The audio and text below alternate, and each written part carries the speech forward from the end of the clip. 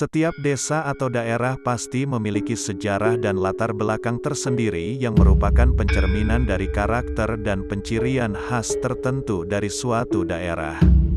Sejarah desa atau seringkali tertuang dalam dongeng-dongeng yang diwariskan secara turun-temurun dari orang tua sehingga sulit untuk dibuktikan secara fakta.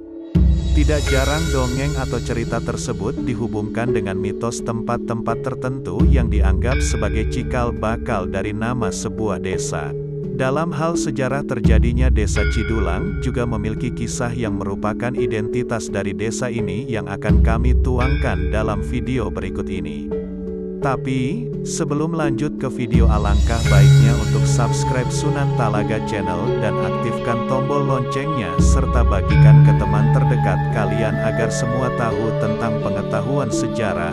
Terima kasih. Assalamualaikum warahmatullahi wabarakatuh. Bismillah, alhamdulillah, wassalatu wassalamu ala rasulillah wa ala alihi wa sahbihi wa mawalah wa man tabi'ahu ila yaumil qiyamah. Faqad qala Nabi sallallahu alaihi wasallam, at-tarikh ya'udu li nafsih. Ikhwan fillah, banyak yang bertanya, yang meminta asal usul desa Cidulang. Desa Cidulang dinamakan desa Cidulang, kalau di Sunda Ci itu adalah cai. Karena memang di Sunda tidak lepas dimanapun air dikedepankan. Cidulang, Cikijing, Ciinjuk, Cicenang, dan lain-lain sebagainya. Dulu pada waktu kerajaan Talaga Manggung awal, di zaman Nyimas Simbarakencana, waktu Talaga Purba yang membentang dari Sindang Panji, Cidulang, Cikijing, Sukamukti, Kasturi, Sindang, Jati Pamor, sampai ke Talaga ke sana, pada zaman waktu itu lanjutan daripada Nyimas Putri Purbasari yang singgah waktu dia bertapakur atau meditasi di Gunung Cupu. Karena sakitnya yang parah itu, dia menginginkan kelak anak cucuku ingin disebar di beberapa wilayah. Ternyata sampai ke cucunya, ya Sang Hyang Niskala yang ditempatkan di Talaga, Lembu Sempulur yang ditempatkan di Panjalu, Sang Hyang Cakraningrat yang ditempatkan di Raja Galuh. Maka di Talaga pada waktu itu zaman Nyimas Simbarakencana awal berdiri kerajaan Talaga Manggung, maka Talaga Wetan yang bermaksud telaga dibagi dua, Talaga Kulon, Talaga Wetan, itu dinamakan Cidulang. Artinya air dalam dulang. Air dalam dulang itu melambangkan bahwa Talaga adalah tempat yang subur, yang makmur. Kebetulan memang air pada waktu itu kalau musim hujan banjir terus ke Talaga Purba, yaitu sebelum Talaga Purba bendungannya jebol di sebelah barat. Kalau dulu pembuangannya ke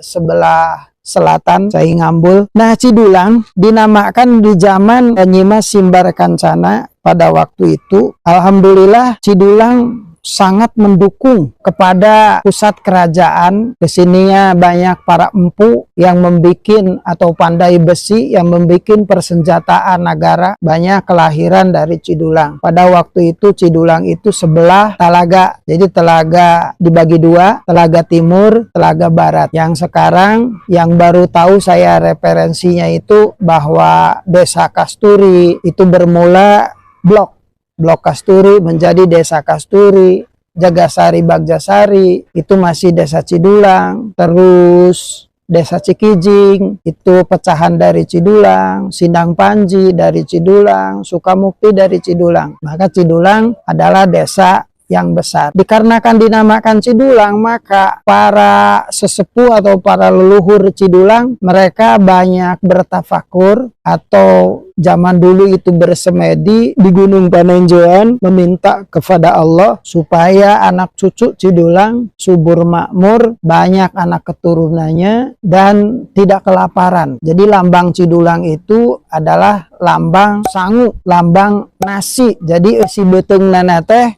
sebuah beberapa kurun waktu dari Nyimas Simbar Kancana, Nyimas Lalayaran, Putri Pucuk Umum di zaman Prabu Brahmana Sang Hyang Pucuk Umum di Cidulang banyak tokoh sampai memonumenkan, membikin dulang dari batu, pangarih dari batu, memahat, hihit dari batu, sosodok, katel, apa peralatan dapur sekumplitnya itu dibuat dari batu, mahat dari batu sambil zikir. Karena udah zaman pada waktu Sang Hyang Brahmana Pucuk Umum, utusan Sunan Gunung Sembung, yang 4 ulama itu, yang 4 mubalig, generasi kedua, yaitu Syekh Nala Gati, kata Jawa, Nala pemangku Gati bendera, di Sunda Eyang Panji, nama aslinya Syekh Maulana Yusuf, dibarengi Syekh Maulana Abdul Fatah, yang ketiga Syekh Marma Gati, Marma pengiring Gati bendera, yang keempat Eyang Buyut Dirja Kusuma. 4 mubalig dari pesantren Jati Ampar dari Nagara Pusir Bumi, Nagara Caruban, itu diutus ke Talaga pada tahun 1475-an. Nah, sedangkan nama Cidulang sekitar tahun 1300 kurang atau tahun 1200 lebih dikit nama Cidulang itu buhun. Dari mana referensi itu? Ya kalau dari sejarah Nagara Caruban atau Islamia Talaga tahun 1511, memang Cidulang tidak diketemukan karena nama Cidulang udah dari dulu. Saya bertanya kepada, mohon maaf pada semuanya, kepada beberapa jin yang sudah masuk Islam seperti jin yang bernama Maembral atau yang bernama Astiem atau yang bernama Sarad. Dia sudah hidup di Cidulang sekitar yang sudah 5.000 tahun, ada yang 3.400 tahun, ada juga yang hidup di Cidulang 1.500 tahun. Maka mereka pada waktu ditanya dari mulai kapan ada Cidulang dari mulai awal pada permulaan populasi manusia di Talaga. Kalau dulu Talaga itu hutan belantara, pada waktu Nyimas Purbasari putra Raja Tapa Agung masih hutan belantara, belum ada masyarakat. Tapi pada waktu ditetapkan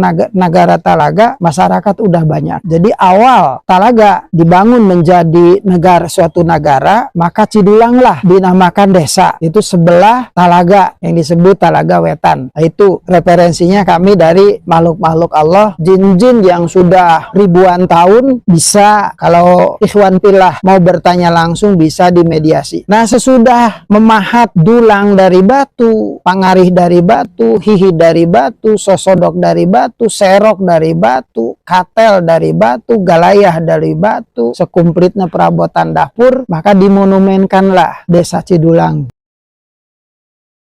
Apa masih ada barang-barang tersebut? Masih ada dalam perut bumi itu. Dulu zaman buyut kami orang Cidulang yang sekitar hampir 100 tahun ke belakang, batu-batu itu, dinasti-dinasti itu ditemukan. Tapi ketika ditemukan, tergali batu-batu yang dibikin, yang dipahat menjadi dulang, pada waktu itu dengan izin Allah banyak yang mati. Sehingga sebelum menguburkan seseorang udah ada yang dibawa lagi, hampir satu hari itu berapa puluh yang mati. Maka keputusan para kesepuhan tidak ada lagi jalannya, itu dulang-dulang tersebut dikuburkan lagi. Maka dikuburkan lagi di hutan yang bernama Cigirang. Kalau sekarang dulang, ruhnya dulang itu mistisnya ada di Masjid Jame, yang mana hampir tiap hari memang ada di Masjid Jame. Dari Cidulanglah lahir para pandai besi yang tangguh, sehingga jangan-jangan zaman dulu kerajaan Talaga pada waktu zaman kakek-kakek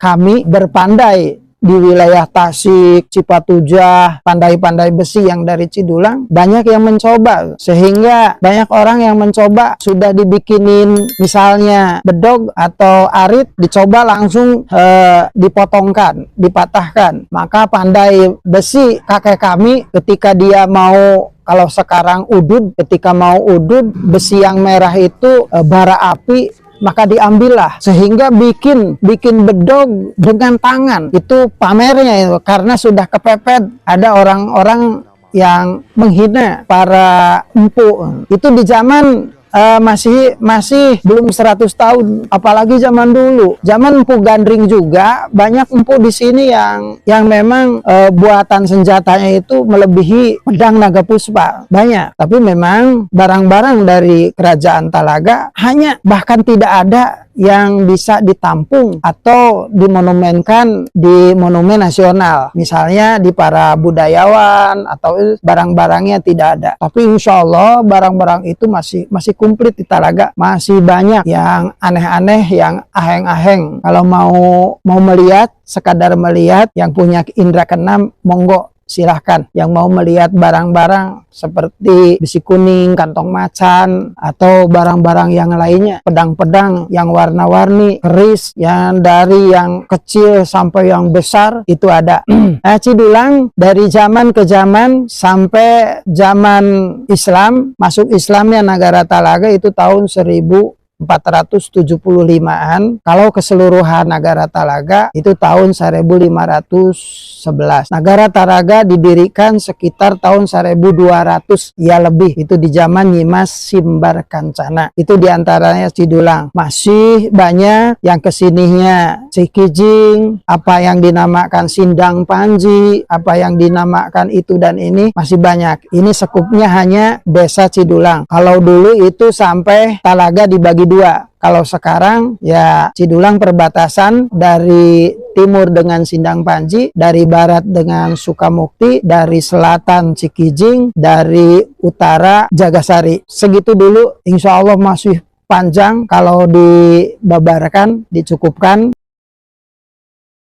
Mudah-mudahan para anak cucu Cidulang kalau sudah kenal ke tanah airnya, maka akan mencintai dan akan mempertahankan habitatnya, mempertahankan ekosistemnya, mempertahankan budayanya dan lain-lain sebagainya. Wassalamualaikum warahmatullahi wabarakatuh.